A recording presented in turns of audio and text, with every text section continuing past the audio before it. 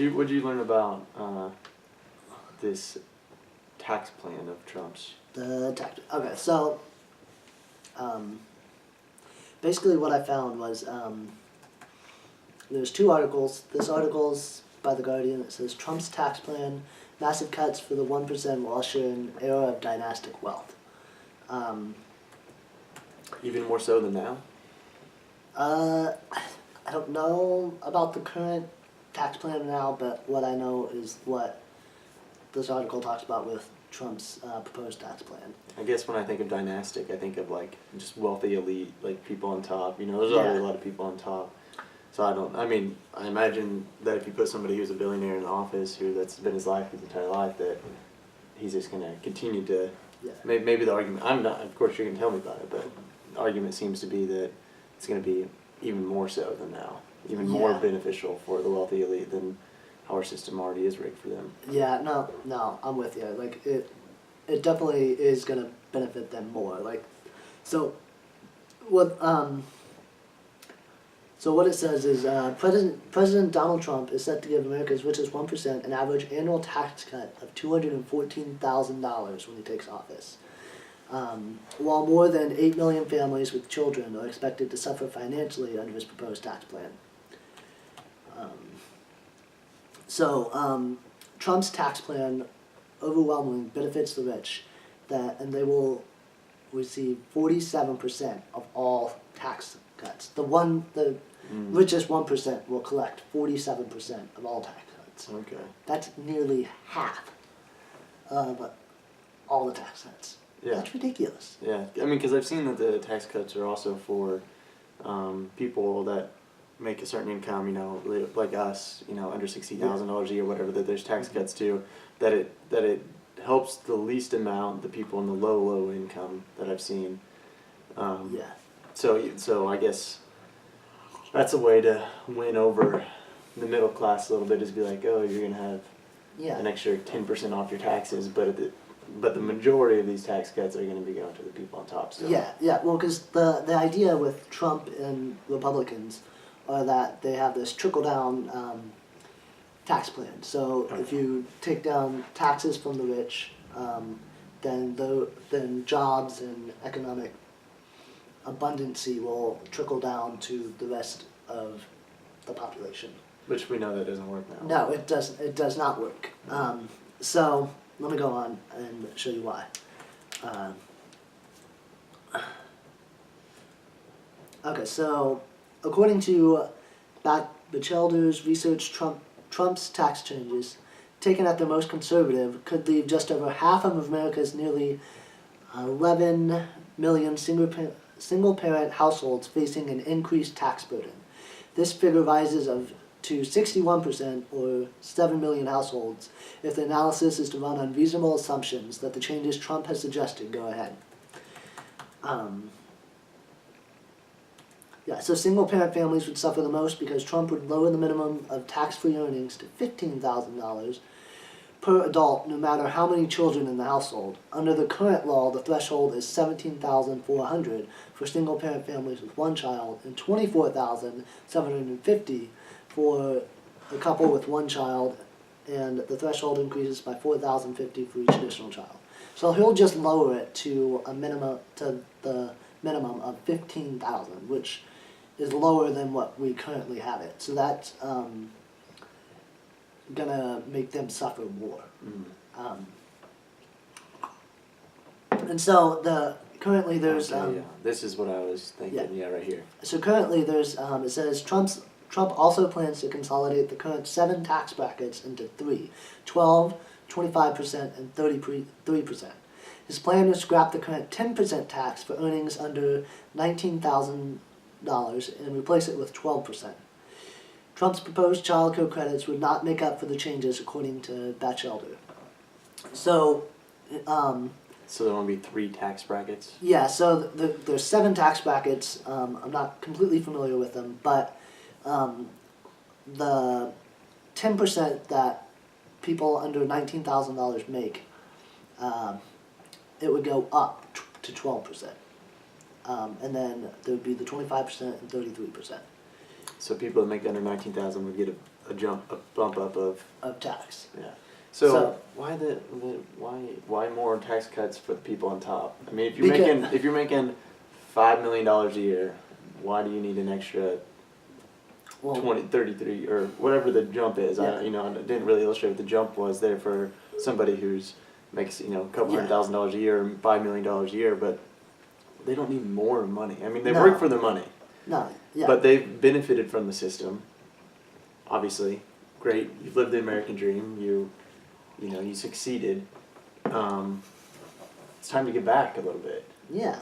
You give back to your country. You participate in society by, giving back to your community, giving back to your country, your state, whatever it is. It doesn't make sense that you just get more tax breaks to them. No, because what is it? They're supposed to trickle down is where, well, if we give tax breaks to the people on top, then they'll have more opportunity to build their business, to create more jobs, right?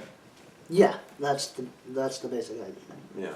But that's not how it works though. Because what? Well, the people on top get stingy. Who wouldn't be stingy? Yeah, right? and a lot of their money goes into like saving plans, and they invest money in different things. Whereas if the middle class and the lower class were to have tax cuts, not tax cuts, if they were to have extra money, they would actually spend it. They don't really have. They participate in the economy versus just investing their money into like a saving or some random investment. They participate directly in the economy by buying things at the store. Mm-hmm. Maybe you don't like Walmart or whatever store that is, but they're going to Walmart, and so because Walmart's getting more business, they have to have more workers, or maybe Walmart's not the best thing, but a local business, investing in local business, they can choose, because they have a little bit more money, they can choose to go to the local bike shop and get their bike that might cost $5, $10, $20 more than going to Walmart, but they're going to get more, quality service and guaranteed, then you're investing in your community and stuff like that. So yeah, it makes sense. Yeah. Yeah. So, but it doesn't. I don't know where I was going with that, but the compares it to Kansas, right? What happened in Kansas? I'll get to that here in a minute. I wanted to say that it says the richest 1% will collect 47% of all tax cuts, an average saving of $214,000. The 0.1%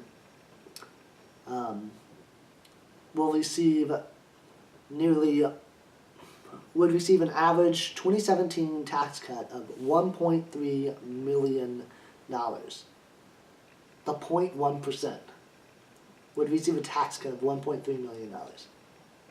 That's ridiculous. So the richest of the rich would still receive a tax cut. So it breaks it up later in the article. The highest income households would benefit the most, both in dollar amount and as a percentage of income. So it breaks it down into quintiles, and then it has the top 1% and 0.1%. So the lowest quintile, under the proposed tax plan, would get $110 extra a year. They would have an extra 100. I believe it's annually. Is that they would a tax break of $110 a year? I think that's what I've seen, something like that. Oh damn! If you graduate that. No, I think that you might be right. Yeah, because it goes up. Then the second quintile is $400. Middle quintile is $1,010. Fourth quintile, $2,030. Top quintile is $16,660, and that's where you start getting into like close to the top 1%. And then it goes top 1% is $214,000. 0.1% is like $1.3 million. Is what it said earlier. This is like $1 million and up. So yeah, the people on the lowest end, which is middle income and lower income, like they're not going to see any of that. So it's just more of the same shit, except for maybe even more dramatic. Yeah. Dynastic. What was it? New dynastic wealth era, something like that. Yeah. That's one way to say it. Yeah. So, and you mentioned earlier about Kansas. this. It's not only happened in Kansas. I've seen other things where it happens in other states too. Yeah. You've seen this happen in other states, but this is, I guess, the most similar. So, in this other article, governing.com, the title is Trump's tax plan sound familiar? Kansas enacted a similar one, and its economy tanked. So, President-elect Donald Trump's proposed tax plan for the nation is similar to Governor Stan Brownback's self-proclaimed real live experiment tax plan enacted in 2012. Kansas faces a nearly $350 million budget gap for the current fiscal year, which runs through June. The budget gap has forced the state to make cuts to most state agencies, the state pension system, highway projects, and universities. In September, the Federal Reserve Bank of Philadelphia ranked Kansas 50th in the nation for employment growth, manufacturing hours worked, unemployment rate, and wage growth. An economist with the Washington-based Low Tax Advocate Tax Foundation told Mississippi lawmakers evaluating planned tax cuts at Kansas is an example of what not to do in tax reform. Yeah, they that ranked most 50th. That's dead last. Yeah, that is most similar to what Trump is proposing, and yeah, this is like nearly the same exact thing. That's why California wants to succeed from the rest of the country. But they have a $350 million budget gap, and then they ranked last. They can't pay for highway projects and universities, which are like the two biggest things that education, education and infrastructure, the two biggest things that taxes pay for. Yeah. So it's stupid because so I remember I'll see if I cut this out or not. But my dad, he when the primaries were going on and we had started talking about Bernie or something, and by the end of it, he was like, vote for whatever will give me a tax cut. That's what he told me. And I'm looking at all the tax plans that Trump is doing, and these tax cuts suck. They don't do anything to help anybody but the 1%. That's, that's, thing is that, things can be too good to be true or whatever type thing. You get a tax cut, where's that money coming from then? That tax money that was there before, that was used for universities, highway projects, to pay the workers to do the highway projects, to keep those jobs because, they have a high unemployment rate, wage growth is down. Less hours worked. Yeah. And so, you can't even pay the people to work the roads, to repair the roads, so... Yeah. It's kind of small-minded and just selfish in general to think I'm just going to vote because I want to have a little bit more money. Because there's a much bigger picture than that. Yeah, much bigger picture. And if you Medicare, what about the elderly? I know this it's a little bit different, but not necessarily taxes, but similar things. Simply just make sure there's no damn holes in the road. Yeah. So you don't blow your tire and someone wrecks and dies. And I mean, simple stuff. Yeah. Yeah, and if people would have went with Bernie's tax plan, then you'd be able to pay for that stuff plus more. He's wanting to pay for a lot of other stuff, and his would be the exact opposite of trickle down. His would be they pay more in taxes, and then everybody else pays less. So, and that's, it would put more money in the pocket of people, especially if you're not paying. A 23-year-old pays $300 a month for their health insurance here in Indiana.